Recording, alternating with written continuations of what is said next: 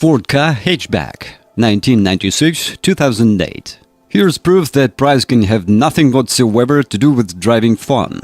The car coasts buttons to buy and run, yet it changes direction with the agility and speed of a Six Nations winger. There's minimal lean in corners or bounce over bumps, but the firm suspension still manages to dish up a well-damped, comfortable ride. Less good in the 1.3-liter engine, which was dropped from the rest of the Ford lineup some time ago, and you can see why. Newer power plants are easier on the juice, rev more cleanly, and are less noisy at higher speed. However, it dishes up strong mid-range pull, and at motorway pace, wind and road noise are well suppressed. Anyone in the front will enjoy a surprising amount of space in the practical cabin, but those in the rear suffer. You have to be a contortionist to get in and out of the back of this three-door only car, and there's precious little room when you get there. No way. This is low-cost motoring at its most entertaining. The car was cheap even when it was new. It has been around since 1996, so there are plenty of second-hand ones around to suit every budget, from cheap to extremely cheap.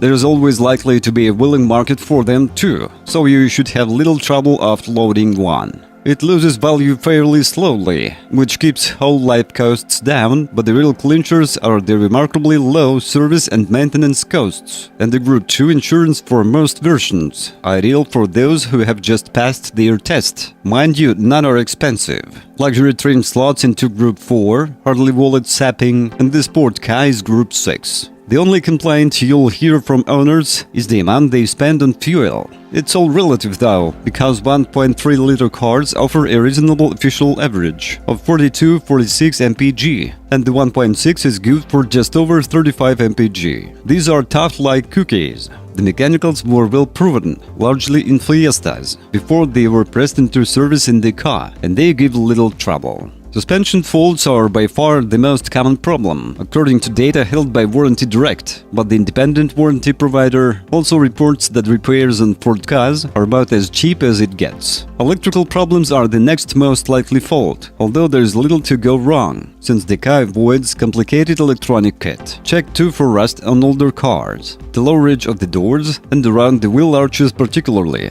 It's also worth being aware that changing a front light bulb is a really time-consuming, fiddly job. That clearly shouldn't stop you buying a car with a blown light, but make it a condition of sale that the seller changes it before you hand over your cash. There's only one engine in the main lineup, an old-tech 1.3-liter petrol, but a revised version in November 2002 raised the power output from 59 bhp to 69 bhp. This is our choice. We say main lineup because a Sport Ka version arrived in 2004 with a 94 bhp 1.6-liter engine and lower, stiffer suspension that sharpens its responses still further, with minimal sacrifice to ride comfort.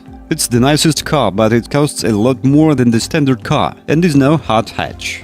Instead, we'll settle for a 1.3 Ka in collection trim, which captures the car's main appeal. Plenty of low-cost miles per gallon, but adds a welcome dose of creature comforts. The earliest cars, pre-June 1997, had no power steering, so we'd give them a miss. Initially, trim levels ran from Ka to Ka1, Ka2 and Ka3, but later cars changed the badging to Ka Basic, climbing through style and collection to luxury. Well, if you are the owner of this car, then please describe the problem that you had to face during the operation of the car. Perhaps it is your feedback that will help viewers when choosing a car. That's it for today. Thanks everyone for attention. It isn't much work for you to subscribe to the channel. See you soon.